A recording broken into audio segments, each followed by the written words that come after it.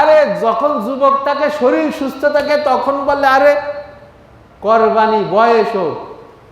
এখন ওয়াজ করলি তো দাড়ি টুপি রাইকে দিতে হবে না, আকাম কুকামের বাসা তো আর ভাঙতে পারবো না রে। ওয়াজ করার বয়স কি অল্প বয়স নাকি? বয়স হোক, বুড়ো ওই যখন মাথা কুচ হয়ে যাবে আর বাইরে দেবো না, ওই সময় ওয়াজে যাই আজি সাহেব দাড়ি মিন্দি টিন্দি করে টোটে একটা কালার টালার করে একটা কায়দা, এমন কায়দা হয়ে যাব, বাড়ির গুলো সব যা করে করুক আকাম কুকাম, আমি তো আজি সাহেব হয়ে যাবো। এ কথা কয় না? কথা বললি আছে সমাজে বাড়ি বিশাল বিশাল টিভি সিডি এই সেই, এখন তো দিয়াল জোড়াতে আবার হয়েছে, ওরে সর্বনাশ। হল এখন আর ওই সিনেমা তো মানুষ যায় না, এখন গলের ভিতর হল হয়ে গেছে। ওই বাড়ির গুলো সব ওই করে, আর আদি ও বুড়ো বয়সে আদি এসে মসজিদে সুবহানাল্লাহ সুবহানাল্লাহ সুবহানাল্লাহ আছে না নেই? হ্যাঁ, বাড়ির গুলো ফজরের রক্তে উঠিনি, ওইগুলো নামাক, ওইগুলো শুয়ে রয়েছে, ওইগুলোর একটা হার খবর নেই। উনি আইসে আল্লাহ পবিত্র সুবহানাল্লাহ সুবহানাল্লাহ। আরে আল্লাহ তো আমি পবিত্র বলি আর না বলি, আল্লাহ তো সবসময় পবিত্র, আল্লাহ তো সবসময় কি, আল্লাহ তো সবসময় পবিত্র। আরে বাড়ির গুলো অপবিত্র, ওইগুলোর বাইরেও, ওইগুলোর বাইরে ঘরের তে ভালো নামাজ পড়। أول بيت وضع للناس للذي ببكة مباركا وهدى للعالمين فيه آيات بينات مقام إبراهيم ومن دخله كان آمنا ولله على الناس حج البيت من استطاع إليه سبيلا ومن كفر فإن الله غني عن العالمين وقال رسول الله صلى الله عليه وسلم الحج المبرور ليس له الجزاء إلا الجنة أو كما قال عليه الصلاة والسلام খুতবায় আসি। তা আমরা সর্বপ্রথম আল্লাহ পাক রব্বুল আলামিনের কৃতজ্ঞতা জ্ঞাপন করব যে মহান আল্লাহ পাক রব্বুল আলামিন, আমি কালা হই, সাদা হই, খাটো হই, লম্বা হই, গরিব হই, বড়লোক হই, এটা মেটার না। মেটার হলো আল্লাহ তাআলা তার দ্বীনের জন্য, দ্বীনের কাজ করার জন্য আমাকে কবুল করেছেন। এজন্য সবাই একবার শুকরিয়া আদায় করি আলহামদুলিল্লাহ। সূরা আলী ইমরানের 96-97 নম্বর আয়াতের পরে এই দীর্ঘ 3 সপ্তাহ ধরে আলোচনা করতেছি। আল্লাহ পাক রব্বুল আলামিনের তৌফিকে এই সপ্তাহে শেষ করে দিতেই হবে, সময় আর নেই। তো আলোচনার দিকে যাই। আল্লাহ পাক রব্বুল আলামিন, যে আমরা জানি হজ যাদের অর্থ হয়েছে তাদের উপর হজ কি ফরজ, হজ কি ফরজ, অর্থাৎ হজ করতেই হবে যাদের অর্থনৈতিক অবস্থা, অর্থাৎ আল্লাহ তাআলা সার্বিক দিক থেকে যাকে তৌফিক দিয়েছে, যাতায়াতের রাস্তা নিরাপদ এবং আপনার শারীরিক সুস্থতা, সাথে সাথে অর্থনৈতিক অবস্থা যাদেরকে দিয়েছেন তাদের উপর অবশ্যই হজ কি ফরজ। যেমন করোনার গুণে যদি কেউ হজ করেনি তার উপর ফরজ ছিল না, কারণ করোনার সময় আমাদের যাতায়াতের রাস্তা কি ছিল না, নিরাপদ ছিল না, হজে যাওয়ার অনুমতিও ছিল না। অতএব হজে যাওয়ার জন্য যে যোগ্যতা দরকার সেটা যদি আমাদের হয়ে যায় তাহলে আমাদের উপর হজ ফরজ। এক হলো শারীরিক সুস্থতা, দ্বিতীয়ত হলো যাওয়া আসার জন্য রোড নিরাপদ থাকা এবং অর্থনৈতিক অবস্থা, যে হজ করে আবার নিজের বাসভবনে নিজের বাড়িতে ফিরে আসার মতো অর্থনৈতিক অবস্থা যদি কারোর থাকে তাহলে তার উপর হজ। সুযোগ তো আমাদের একটা হয়ে গেছে, ওই যে একটা কথা বললাম না, শারীরিক সুস্থতা, কি বললাম, শারীরিক সুস্থতা। আরে যখন যুবক থাকে, শরীর সুস্থ থাকে, তখন বলে আরে কোরবানি বয়স হোক। এখন ওয়াজ করলি তো দাড়ি টুপি রাইকে দিতে হবে না, আকাম কুকামের বাসা তো আর ভাঙতে পারবো না রে। ওয়াজ করার বয়স কি অল্প বয়স নাকি? বয়স হোক, বুড়ো ওই যখন মাথা কুচ হয়ে যাবে আর বাইরে দেবো না, ওই সময় ওয়াজে যাই আজি সাহেব দাড়ি মিন্দি টিন্দি করে টোটে একটা কালার টালার করে একটা কায়দা, এমন কায়দা হয়ে যাব, বাড়ির গুলো সব যা করে করুক আকাম কুকাম, আমি তো আজি সাহেব হয়ে যাবো। এ কথা কয় না? কথা বললি আছে সমাজে বাড়ি বিশাল বিশাল টিভি সিডি এই সেই, এখন তো দিয়াল জোড়াতে আবার হয়েছে, ওরে সর্বনাশ। হল এখন আর ওই সিনেমা তো মানুষ যায় না, এখন গলের ভিতর হল হয়ে গেছে। ওই বাড়িরগুলো সব ওই করে, আর আদি ও বুড়ো বয়স আদি এসে মসজিদে সুবহানাল্লাহ সুবহানাল্লাহ সুবহানাল্লাহ আছে না নেই? বাড়িরগুলো ফজরের রক্তে উঠিনি, ওইগুলো নাপাক, ওইগুলো শুয়ে রয়েছে, ওইগুলোর ডাহার খবর নেই। উনি আইসে আল্লাহ পবিত্র সুবহানাল্লাহ সুবহানাল্লাহ। আরে আল্লাহ তো আমি পবিত্র বলি আর না বলি, আল্লাহ তো সবসময় পবিত্র, আল্লাহ তো সবসময় কি, আল্লাহ তো সবসময় পবিত্র। আরে বাড়ির গুলো অপবিত্র, ওইগুলোরে বাইরে ঘরের তে বারো নামাজ পড়। তো যাক, এজন্য আসলে হয় যে আমি কথা বললাম যে শরীর সুস্থ থাকা, বয়স থাকতে করবো না, টাকা পয়সা যা হয় হোক না করতে করতে এমন মাজা কুজ হয়ে গেছে, এখন আর বয়স, এখন তো অসুস্থ। হুজুর আপনি করলেন না শরীর সুস্থ থাকতে হবে, এখন তো আমি অসুস্থ, আর করবো কি রে? যখন হজ ফরজ হয়েছে তখনই করে ফেলে দেওয়া, যদি না করতে পিছে হটার কারণে যদি সে কোনো কারণে আর না করতে পারে, তাহলে কিন্তু তার সেই ফরজ তর্কের গুনাহ হয়ে গেল। অতএব যখন অর্থনৈতিক অবস্থা ভালো হয়ে গেছে, আমার শরীর সুস্থ আছে, তখনই হজ করে ফেলে দিতে হবে। আর এই হজের ফরজ এই সূরা আল ইমরানের ৯৭ নম্বর আয়াতের দ্বারাই মুফাসসিরিনগণ বলছেন যে এখানেই হজ ফরজ হওয়ার বিষয়টা বলা হয়েছে। তো আমরা আয়াতের আলোচনায় যাই। আল্লাহ পাক রব্বুল আলামিন সূরাতুল আল ইমরানের ৯৬ এবং ৯৭ নম্বর আয়াতে বলেন, ইন্না আউওয়ালা বাইতু বুদিআ লিন-নাস, যে আলোচনা করতেছিলাম গত সপ্তাহ, তার আগের সপ্তাহ থেকে, ইন্না আউওয়ালা বাইতু বুদিআ লিন-নাস লাল্লাযী বিবাক্কাতা মুবারাকান ওয়া হুদাল লিল আলামিন। হে বিশ্ববাসী, হে দুনিয়ার মানুষ, মুসলমান বান্দা বান্দি, তোমরা শুনে রাখো, ইন্না আউওয়ালা বাইতু বুদিআ লিন-নাস, নিশ্চয় মানুষের জন্য সর্বপ্রথম ইবাদতের জন্য যে ঘরটি তৈরি করা হয়েছে, বুদিআ লিন-নাস, মানুষের ইবাদতের জন্য তৈরি করা হয়েছে, লাল্লাযী বিবাক্কাতা মুবারাকা, ওই ঘরটা হলো মক্কায় অবস্থিত। ওই ঘরটা জনতন ঘর না, মুবারাকা, ঘরটা বরকতপূর্ণময় ঘর। বরকতপূর্ণময় ঘর কি ঘর? বরকতপূর্ণ, নিরাপদ। এই বিষয়ে আলোচনা করেছিলাম গত সপ্তাহে, আর বাড়াবো না, সংক্ষেপে চলে যায়।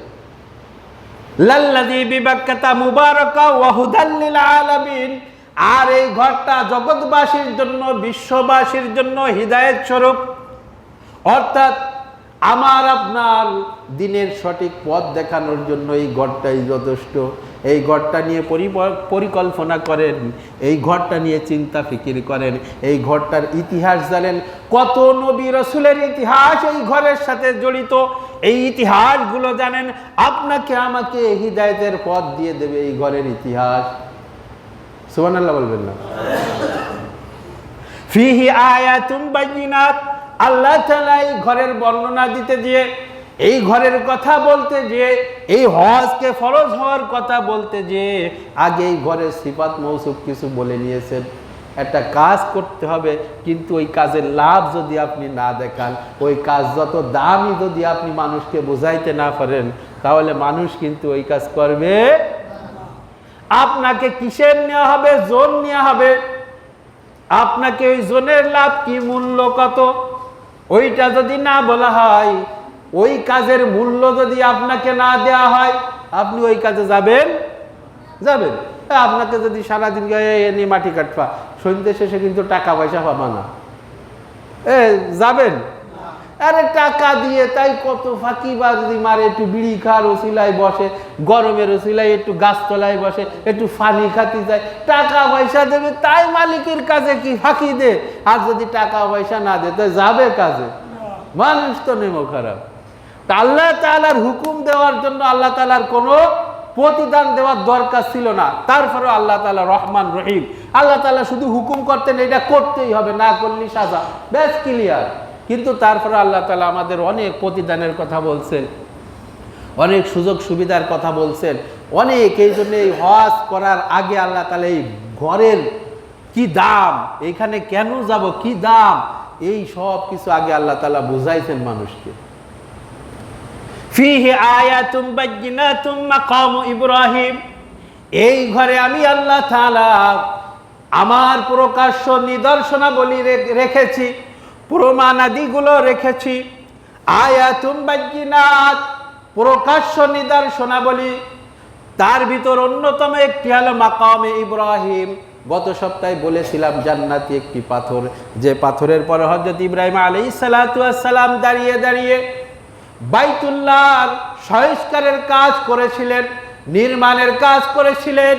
পাথর দিয়ে যখন গেঁথেছিলেন, হযরত ইব্রাহিম আলাইহিস সালাতু ওয়াস সালাম একের পর এক পাথর দিয়ে বাইতুল্লাহকে গাঁথেন। আর ইসমাইল আলাইহিস সালাতু ওয়াস সালাম তার সন্তান, এরকম ইব্রাহিম আলাইহিস সালাতু ওয়াস সালামের হাতে পাথরগুলো ধরে ধরে দিয়েছিলেন। আর যখন উঁচু হওয়ার দরকার, তখন এই পাথরটা ইব্রাহিম আলাইহিস সালাতু ওয়াস সালামকে নিয়ে এরকমভাবে লিফটের মতো উঁচু হয়ে যেত। আর যখন নিচে হওয়ার দরকার, আবার ইব্রাহিম আলাইহিস সালাতু ওয়াস সালামকে নিয়ে নিচে হয়ে যেত। সেই পাথরে এখনো ইব্রাহিম আলাইহিস সালাতু ওয়াস সালামের পায়ের ছাপ রয়ে গেছে। ফিহি আয়াতুম বায়্যিনাতুম মাকামু ইব্রাহিম ওয়ামান দাখালাহু কানা আমিনা। এই ঘরে শত্রু মিত্র পশু পাখি যে প্রবেশ করবে সেই নিরাপদ। ব্যাখ্যা বিশ্লেষণ করার সময় নেই, সেই নিরাপদ। এই বিষয় কিছুটা মনে হয় আগে সপ্তাহে বা তার আগের সপ্তাহে বলেছিলাম। তাহলে এইখানে ওয়ামান দাখালাহু কানা আমিনা, যেই প্রবেশ করুক, সে শত্রু হোক মিত্র হোক, সে হিংস্র পশু হোক, আর সে যেই হোক না কেন, সেই এই ঘরের প্রবেশ করলেই নিরাপদ। এই ঘরে কাউকে হত্যা করা, কাউকে কষ্ট দেওয়ার অনুমতি নাই।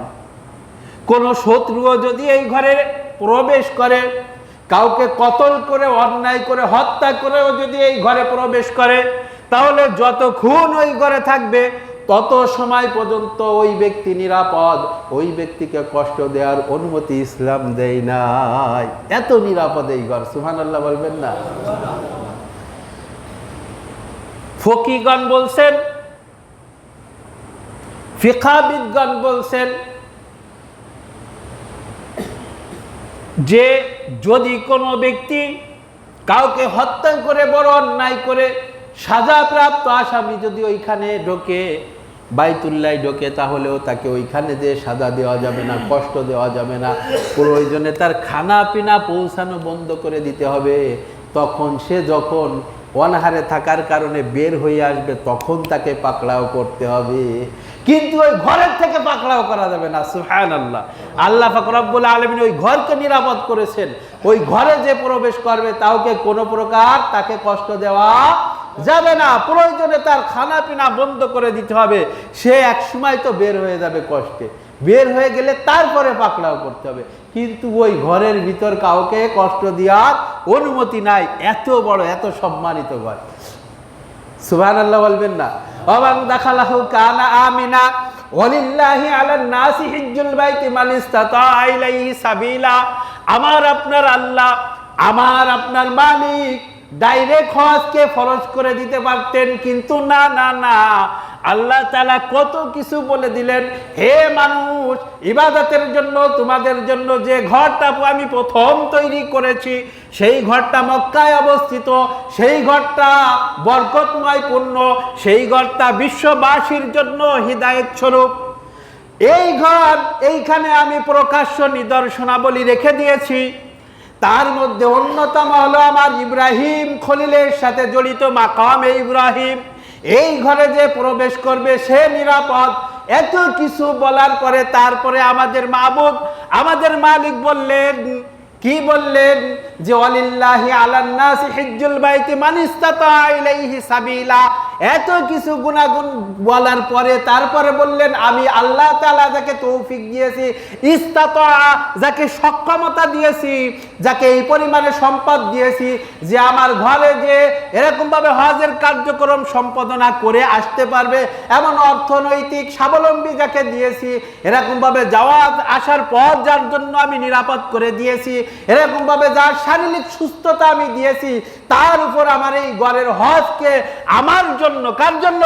আমার জন্য। আল্লাহ তাআলা বলেন ওয়ালিল্লাহি আলান নাসি, ওয়ালিল্লাহি আল্লাহ তাআলার জন্য, আল্লাহ তাআলার জন্য, আলান নাসি হিজ্জুল বাইতি মান ইসতাতা ইলাইহি সাবিলা, আল্লাহ তাআলার জন্য যাকে আমি সক্ষমতা দিয়েছি তার উপর এই ঘরের হজ করা ফরজ। এত সিফাত মৌসুফ বলে তারপরে আল্লাহ তাআলা বললেন, এত কিছু বললেন এই ঘরের, বলার পরে বললেন আমি যাকে সক্ষমতা দিয়েছি, মানিস্তাতা, যে সক্ষম এই ঘরের হজ করার জন্য, সে লিল্লাহ, আল্লাহ তাআলার জন্য হজ করবে। ওয়ালিল্লাহি আলান নাসি হিজ্জুল বাইতি মান ইসতাতা ইলাইহি সাবিলা, যার এই সক্ষমতা আমি দিয়েছি, যে এই হজ করার সক্ষম, তার উপর আমি হজকে ফরজ করে দিলাম। সুবহানাল্লাহ। এত কিছু বলার পরে তারপরে বলছেন, ডাইরেক্ট বলেন মান ইসতাতা ইলাইহি সাবিলা, যার এই রাস্তায় যাওয়ার আসার খরচ বহন করার তৌফিক আমি দিয়ে দিয়েছি, সার্বিক ক্ষমতা যাকে দিয়েছি তার উপর আমি হজকে ফরজ করে দিলাম। তারপরে অনেক নেমখারাম আছে, অর্থনৈতিক অবস্থা ভালো, আল্লাহ তাআলার ঘরটা দেখতে, জিয়ারাত করতে টাকার কাছে ওর মন আগায় না। আমার প্রিয় হাবিব যে আমার জন্য আজীবন কেঁদে গেছেন আর কিয়ামতের ময়দানেও কাঁদবেন, সেই হাবিবের ডাইরেক্ট চোখে দেখার তৌফিক হই নাই, কিন্তু আল্লাহ তাআলা অবস্থা ভালো দিয়েছে, তার কবরটা নিজ চোখে দেখব, হ্যাঁ, তার এরকমভাবে সেইখানে যে জিয়ারাত করব, সালাম দেব, এই আশা টাকা পয়সা হওয়ার পরেও কৃপণতা যাকে ঠেকায় রাখে, সে কত বড় নিমখারাম। এই নিমখারামের বিষয়ে আল্লাহ তাআলা বলতেছে, ইসতাতা ওয়ালিল্লাহি আলান নাসি হিজ্জুল বাইতি মান ইসতাতা ইলাইহি সাবিলা ওয়া মান কাফারা, যে কুফরি করলো, যে অস্বীকার করবে, যে এই আমলগুলো করবে না, ফাইন্নাল্লাহা গনিয়্যুন আনিল আলামিন, তার জেনে রাখা দরকার, ফাইন্নাল্লাহা গনিয়্যুন আনিল আলামিন, আল্লাহই হলো এরকম ভাবে বিশ্বের সব থেকে ধনী, আল্লাহ তাআলা সব থেকে ধনী। অমান কাফারা, যেই ব্যক্তি অস্বীকার করবে, এই হজ করবে না, হজকে অস্বীকার করবে, ফাইন্নাল্লাহা গনিয়্যুন আনিল আলামিন, তার জেনে রাখা দরকার অর্থ খরচ হওয়ার ভয়তে সে হজ করতেছে না, কিন্তু দুনিয়ার কেউ ধনী না, একমাত্র ধনী হলো আল্লাহ। আপনাকে আমাকে যতটুকু তৌফিক দিয়েছে ততটুকু, এতটুকু আল্লাহর ছিনিয়ে নিতে সময় লাগে নাকি? ওই যে বক্তারা মাঝে মাঝে একটা কথা বলেন, নদীর একুল ভাঙে ওকুল গড়ে, এই তো নদীর খেলা, সকালবেলা বাদশারে তুই ফকির সন্ধ্যাবেলা, ঠিক কিনা? এই জন্য যে কুফরি করবে তার জেনে রাখা দরকার আল্লাহই একমাত্র বিশ্বের ধনী, আর সবাই ফকির। আল্লাহুল গনিয়্যু ওয়া আনতুমুল ফুকারা, আল্লাহ তাআলা বলেন, ও বিশ্বের মানুষ, ও বিশ্ববাসী, তোমরা শুনে রাখো, আল্লাহুল গনিয়্যু, আমি আল্লাহ একমাত্র ধনী, আল্লাহই একমাত্র ধনী, ওয়া আনতুমুল ফুকারা, আজ তোমরা সবাই ফকির, এই আছে তা আছে, ও আছে তা আছে, মূলত কিছুই না, আমি আল্লাহ দিয়েছি তাই আছে, আমার নিতে সময় লাগে না। এখন নিঃশ্বাস শেষ, তুমি ফকির, সব কিছুর মালিক হয়ে যাবে তোমার ওয়ারিস, অতএব তোমার কোনো কিছু না। অতএব কথা আর বাড়াবো না, যে হজ না করে মারা যাবে সে, আল্লাহ রসুল বলেছেন যে আমার তার বিষয়ে কোনো আফসোস নেই, সে ইহুদি হয়ে মারা যাক বা কাফের হয়ে, ইহুদি বা খ্রিস্টান, সে যা হয়ে মারা যায় যাক, তারে আল্লাহ তাআলা তৌফিক দেওয়ার পরেও হজ করলো না, অতএব সে ইহুদি হয়ে মারা যাক বা খ্রিস্টান হয়ে মারা যাক, আমার ওই বিষয়ে কোনো আফসোস নেই। চিন্তা করেছেন আল্লাহ রসুল কত বড় কথা বলছেন? তার উম্মাতের জন্য সে ব্যাকুল, অথচ আল্লাহ তাআলা যাকে তৌফিক দিয়েছে সে হজ করিনি, তার বিষয়ে এই ধমকি দিয়েছেন আমাদের নবী, যে যাকে আল্লাহ তাআলা তৌফিক দেওয়ার পরেও সে হজ করলো না, তার বিষয়ে আমার কোনো আফসোস নেই, সে ইহুদি হয়ে মারা যাক বা খ্রিস্টান হয়ে মারা যাক, নাউজুবিল্লাহ। এই জন্য সাবধান, যার তৌফিক হয়েছে সাথে সাথে হজ করে ফেলে দেবেন। হজ ইসলামের একটা স্তম্ভ, একটা গুরুত্বপূর্ণ ইবাদত। আল্লাহ তাআলা আমাদের সবাইকে কমপক্ষে একবার হলেও আল্লাহ তাআলার ওই ঘরটা তওয়াফ করা, রসুলের রওজা মুবারকটা ডাইরেক্ট নিজে চোখে দেখা এবং নিজের মুখ দিয়ে ডাইরেক্ট সালাম পৌঁছানোর তৌফিক আল্লাহ তাআলা আমাদেরকে দান করেন।